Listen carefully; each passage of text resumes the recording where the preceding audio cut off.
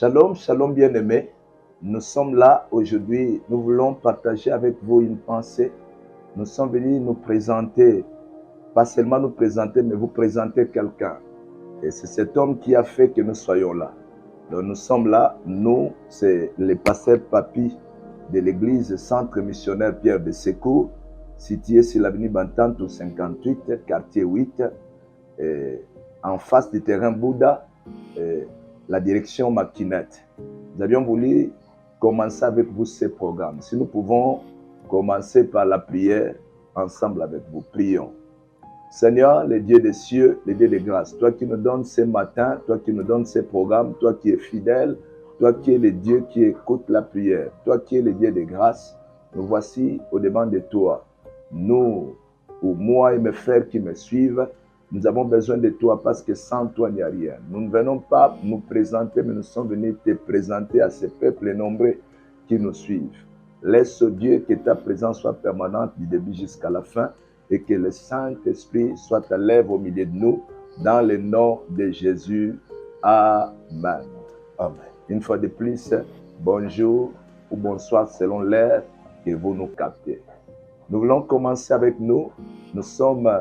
Nous qui sommes là, moi et mon bien-aimé, qui est mon interprète, nous voulons commencer ce programme avec vous. Permettez que nous lisions une pensée ou un texte dans la Bible qui nous permettra de partager ce à quoi Dieu nous attend. Nous sommes dans le livre de Jean chapitre 5. Nous commençons à partir du verset 1er. C'est un texte qui est déjà connu de tous presque. Mais nous voulons présenter quelque chose ensemble et nous voulons que vous nous suiviez avec une attention soutenue. Nous commençons à partir du verset 1er.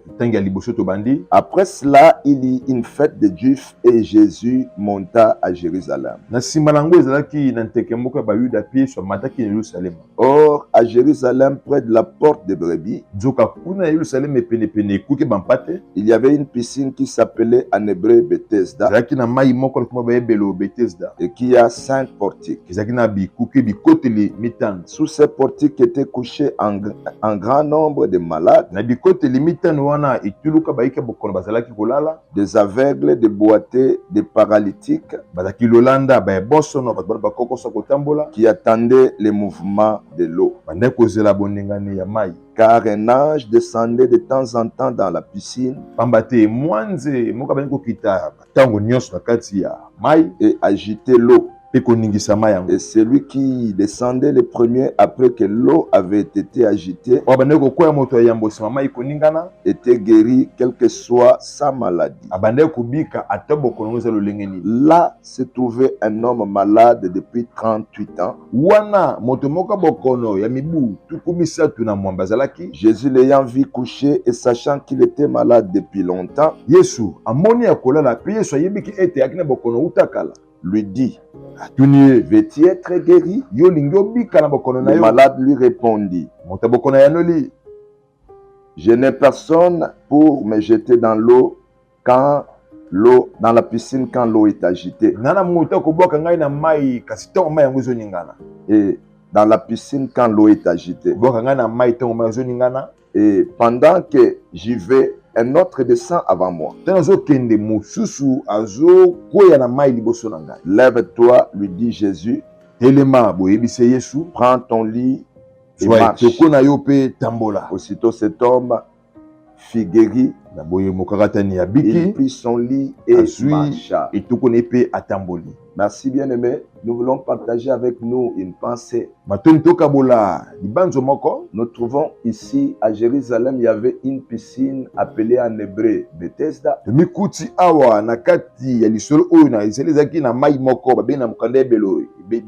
Qui était un seul lieu où se trouvait un grand nombre de malades, Ezaki bisika moko bato bokone belé bazalaki. des paralytiques, Bato ba pokoso des kotambola. boités. Bato akina babukakatani. Tous les malades s'y trouvaient. Bokono nyonso lenge na so bazalaki wana. Le seul lieu dans la Bible où on pouvait trouver un grand nombre de malades, c'est à Bethesda. Eza bisika moko na makomi oyo kokotala motango ebele bayika bokono zalaki na Bethesda. Où les malades étaient là. Oyo bayika bokono Et la bazalaki. Bible précise qu'ils étaient en grand nombre. Makomi beti setolo ba ete bayaki tulu ko. Il y avait des aveugles, Ezaki na bato il y kilolanda. avait des boités, Ezaki na il y bakakatani. avait des paralytiques. Ezaki na bato oyo bayaki kokufa na eteni moko Les nzoto. paralytiques étaient des personnes vivantes, Bo baki bato bana bomoi. mais qui avaient une paralysie ou qui avaient un empêchement, un handicap qui pouvait faire qu'ils ne marchent pas bien. Kasi balaki na bokakatani moko na nzoto to peteni moko eza En kokufa quelque sorte, le seul lieu qui correspond mieux à l'hôpital, c'est ces lieux. elikoloba ete ezaki bisika moko oyo tokoki penza kokokanisa ngo na l'hôpital Où il y avait beaucoup de malades. oyo babokoni ebele bazalaki Le seul lieu. bisika moko. Et curieusement, on nous présente une piscine. sikoyo nakosunduka boye batalisi biso mai yango. Alors j'ai voulu que cette émission soit semblable à une piscine. Lingi ete etando oyo lisolo na biso ezali ezala kokokana na piscine Pour wana. toi qui me suis, quel que soit ton problème, quelle que soit ta maladie, tu te présentes. Oyo yo moto ozolanda biso atako likambo na yo teli bokono kozala Tous nango les malades étaient là, bayiki nyonso bokono mais la bazalaki. piscine aussi était là. Sikoyo mai yango mpe ezalaki Et on nous wana. présente qu'il y avait un ange qui descendait de temps en temps agité l'eau. batalisi biso na sa ete elaki na mwange moko azali koya ntango nyonso koningisaka Et mai. toute personne malade, quelle que soit sa maladie, moto nyonso ya bokono ata lolenge bokono aza nango ici j'étais le premier, oyo akomibwaka moto na yango était guéri. abandaki kobika.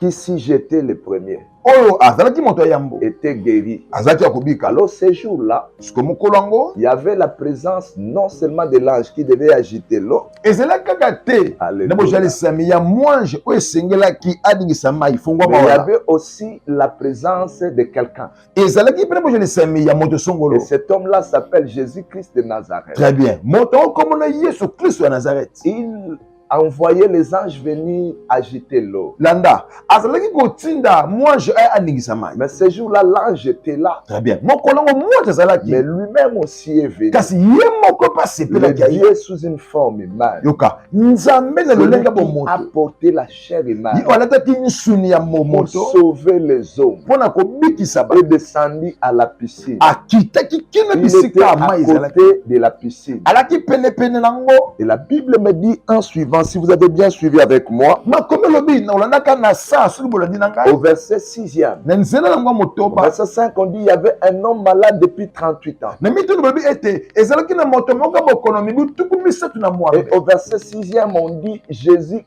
et l'ayant vu, na nzela moto balobi ete yesu nakomonaka moto wana l'ayant vu couché, sachant qu'il était malade pendant beaucoup d'années. komonaka moto wana alalaki na bokono kasi yesu koyeba ete bokono aza nango ewumelaki mpenza. Cet homme n'avait pas dit à Jésus qu'il a dirait. moto awumelaki wana Mais ebile yesu ete awumeli Jésus le regarde. kasi yesu nde ye atali Jésus ye. l'ayant vu, il a su. yesu na kotala ye C'est asosoli. comme ça que je te dis, Jésus, en te regardant, il connaît. très bien ne biso ete mtono na biso ndenge yesu azotala yo Il n'a ayebi pas ye. besoin que tu lui dises quoi que ce soit. très bien ana posa te oyebisa eloko songolo pakala Mais il connaît bien ton problème. siko ayebi mpenza na mozindo Il likambo na connaît yo bien le temps que ton problème a pris. ayebi ntango boni oyo likambo oyo Il connaît le ekwaka na yo complot, il connaît les contours de tout. ayebi likita kozingama nyonso Mais il est venu lui-même siko ye moko aye à tes côtés. mpenepe na Il yo posa la question à cet homme. atundi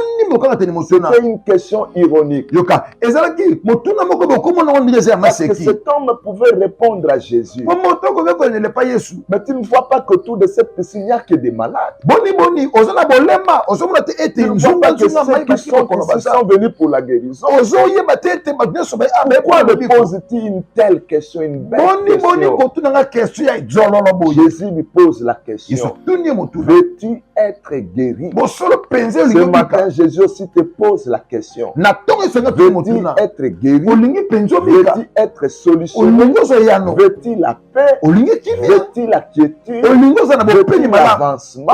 Veux-tu la promotion? Veux-tu le salut? Veux-tu la liberté? Jésus lui a posé cette question, sachant qu'il était là pour ça. Amen. Mais la chose qui m'étonne, mon frère, Jésus lui pose la question. Il ne lui a pas demandé: as-tu quelqu'un pour te jeter dans l'eau? Il lui a demandé: veux-tu être guéri? Mais cet homme lui répond: je n'ai personne pour me jeter dans l'eau. Jésus ne lui a pas dit que tu as mal répondu. Dieu connaissait le principe de la grâce de Dieu.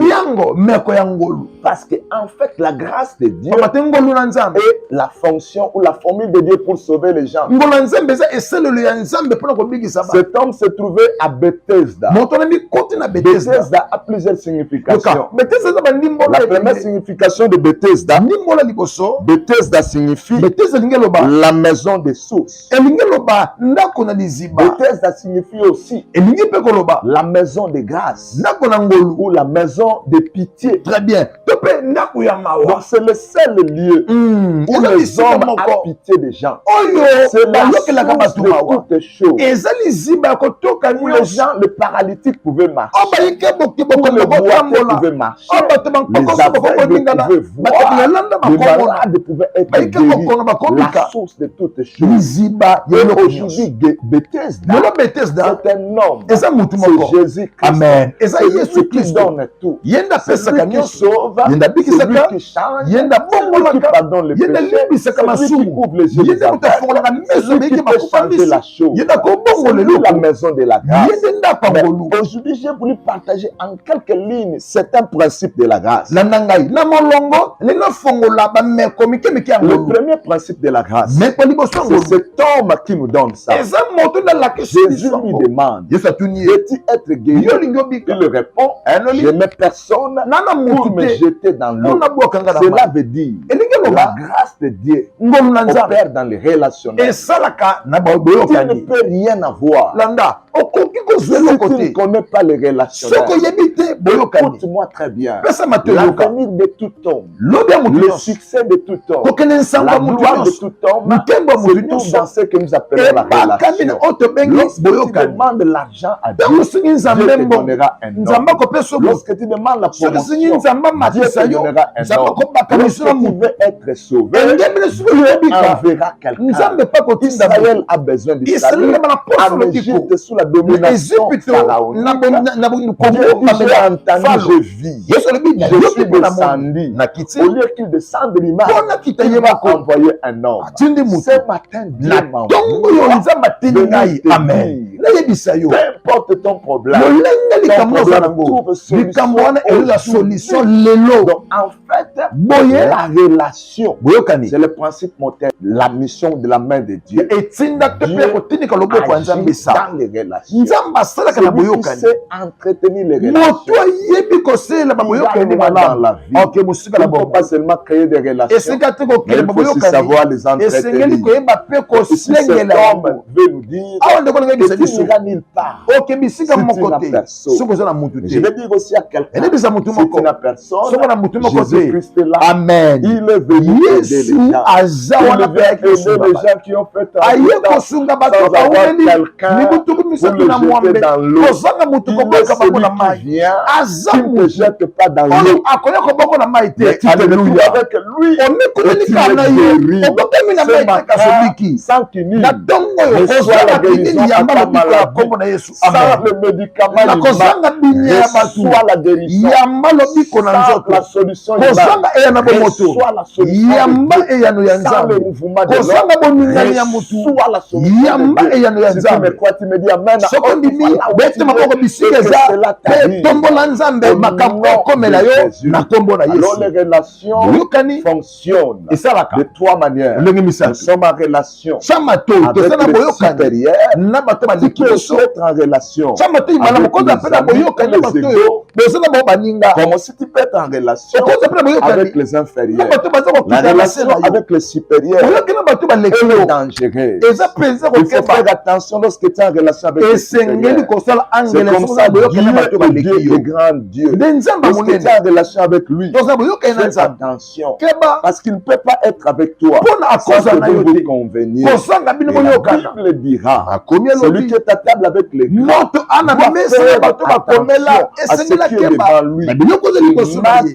Mate la fourchette à ayeba sa kozwa gauche. nkanya atya na Tu ne mongongo combattes pas les friandises qui alula sont te devant lui. musulu Parce oyo eza que c'est un liboso ya aliment mokolo trompeur. pamba te eza Donc, bilie c'est-à-dire ezokosa avec les grands, engelo bana on met bakomela sa bakola fourchette à la gauche. bato ministre Cela veut dire qu'il kokeba faut kozala faire na bango attention. esengeli Il faut kozala na respecter bokebi certaines choses. kotosa Lorsque makambo tu es mosusu avec les grands, ntango oza na on bato parle pas minene beaucoup. balobaka Moi, mingi je me te tourne lorsque certaines personnes. landa bwanya Écoute-moi très bien. nakamwaka Même si tu connais, ate même si yebi tu sais parler, ate yebi mais si tu es koloba devant les aînés, soki na bakolo na liboso bakolo apprends. liboso bakulu tu vanda kimia yekola vanda kimia Peut-être tu yoka connais beaucoup. mbala mosusu oyeba ebele Peut-être tu as lu beaucoup de mbala mosusu livres. otanga Mais tu n'as babuku pas ebele l'expérience kasi qu'il a. obiki te na bomoi Apprends un koleka peu de ye son expérience. yekola lolenge Et tu kobikela iras ye na bomoi loin. nde Car yoke Job mosika dit, yo balobi nous sommes d'hier. Nous tozali ne connaissons lobi pas beaucoup de choses. toyebi makambo ebele te Soyons attentifs à totya l'expérience de nos pères. matoi na Écoutons-les koumela et ils bakoti nous na biso instruiront. toyoka bango mpe Donc la bakopesa relation biso avec les mayele grands yoka boyoka na bato oyo baza est bakonzi une relation mikolo dangereuse. eza La boyokani relation mpo avec bokeba les égaux ou les na bato amis, oyo bokonzi na c'est bango une baninga relation d'évaluation. eza boyokani ya Lorsque tu vis komifimpa avec les amis, ntango ozobika na c'est bato oyo parce que tu bamusu peux mbula comparer, moko tu peux t'évaluer. ndoko komitala Tu peux faire une auto-évaluation okomitala yo pour moko voir si tu évolues. oyeba soki okende liboso Lorsque tu to regardes, te c'est avec qui tu es ntango né. otali bato Tu peux obotomi na voir s'ils bango sont mariés. okoki Toi, tu kotala n'es ete pas encore babali marié, tu peux prier yo bali Dieu, te aide-moi à me okosala marier. misonge na Ceux qui bala ont réussi avant bato toi, bakeli parmi liboso tes na amis, yo na te kati ya diront que baninga toi tu es peut-être en bakoloba retard. ete yo mbamzo na Et tu nsima peux ntango t'évaluer avec mpe eux. okoki komitala Lorsque tu vis bongo no avec les engemene amis, bango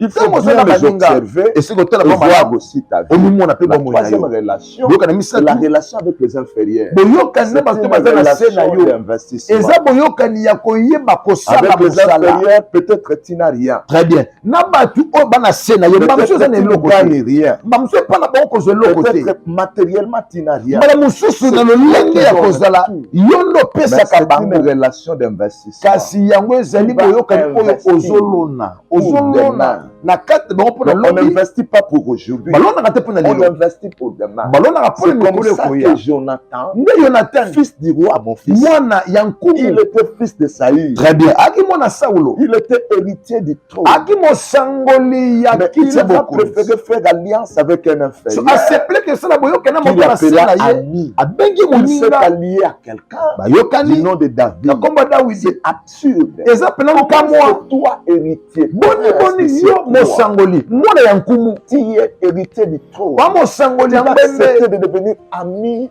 des fils d'un berger. ondima kokoma mwana ya C'est mobokoli une bibwele insulte vis-à-vis de Saïd. eza mafinga Mais penepene ya saulo Jonathan a compris kasi yonatan na que je ne sosoli suis pas en train de perdre. nazoyeba kobebisa ntango na ngai te C'est que nazolona moi je n'ai pas. oyo nga naza nango Mais te Mephibosheth aura. mwana na nga akozwa Écoutez-moi très bien. tiama te oyoka La relation avec les bwele inférieurs. yango oyo boyokende bato bana se na Relation yo avec les inférieurs. boyokende bato Si bana tu se n'as na rien yo aujourd'hui, soki wana eloko te lelo si tu ne gagnes pas aujourd'hui, soki ozwi te na kasa boyokende na lelo tu peux gagner. ata bakiteli bakozwa Jonathan ne eloko savait pas. yonatan ayebaki Il ne te peut pas, il ne pouvait pas être fort ete définitivement. akokaki te kozala Écoute-moi makasi très mpona bien, toi qui seko me regardais, ya ndeko yoki moto toi qui me ozoyoka suivais. ye moto olanda On n'est biso pas fort éternellement. moto azalaka makasi On te n'est mpona pas seko riche éternellement. okozala na mbongo La te mpona libela couronne ne dure pas pour tout. yoka motole Le ekomibela te mpona trône n'est seko pas éternel. Que tu n'as pas conduit. C'est seulement Dieu qui est éternel. Nzambe naza seko. Toi-tu passera. Yo nanga Il tokoleka. faut savoir investir. Et Seigneur yeba kosala.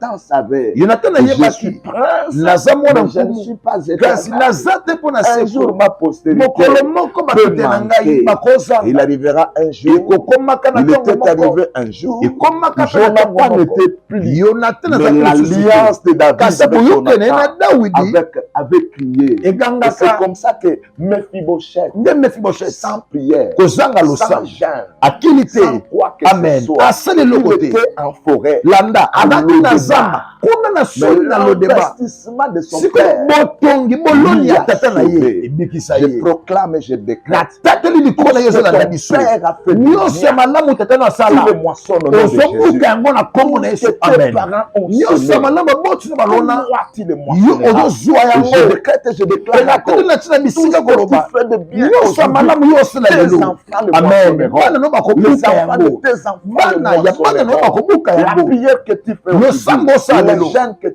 fais okilokila lelo aujourd'hui, le sacrifice que tu fais bambeko aujourd'hui, ozosala tout ce que tu donnes, bizoli ne passera nyonso pas opesa comme ça. ekoleka bongo Je suis te en train de voir nazomona tes enfants moissonner bana na ça. babuka Les yango enfants de tes bana enfants ya bana na moissonner babuka ça. yango Je suis en train de déclarer nazoyeba tes kotekola enfants ne vivront bana pas na ye dans la bakobikaka te précarité. na kati ya Ils ne seront bozangisa jamais bakotikalaka te kozala à cause basengi de ce que toi tu fais simbango na oyo ozosala Ce mpo na que tu nzambe fais aujourd'hui osala lelo est un investissement. ezali Père ne botongi travaille pas seulement pour les yaya présents. kosalaka te Il ne faut mpo na pas lelo seulement emona travailler pour moissonner kosalaka aujourd'hui, te mpo na mais buka il faut aussi lelo travailler pour les yaya futurs. esengeli koyeba kosala te Le mpo na mikolo premier ekoya principe de la grâce, mekwa liboso la grâce ngolu opère dans les ngolu relations. esalaka na Il faut baboyokani bien faire tes relations. esengeli osala baboyokani Sélectionne les amis. très bien papa Sélectionne les très bien amis. papa pona Vis bien. pona baninga Travaille, donne tout ce que bika tu malamu as. pesa nyonso ya malamu Donne oza tout ce nango que tu as. pesa malamu Car nyonso tu oza ne nango sais pas pamba to ce yebi que te tu moissonneras oyo demain. kobuka lobi Que Dieu vous bénisse. nzambe apambola À la bino prochaine, nous allons vous donner mbala les oyo deuxième koya principe. tokopesa bino Et mekwa nous nous mibale arrêtons là. tosuki Le awa premier principe, mekwa liboso la grâce de Dieu ngolu ya nzambe opère dans les esalaka relations. na baboyokani Soyez bénis. Que mon bopambolama Dieu nzambe na ngai apambola bino Amen. amen Merci.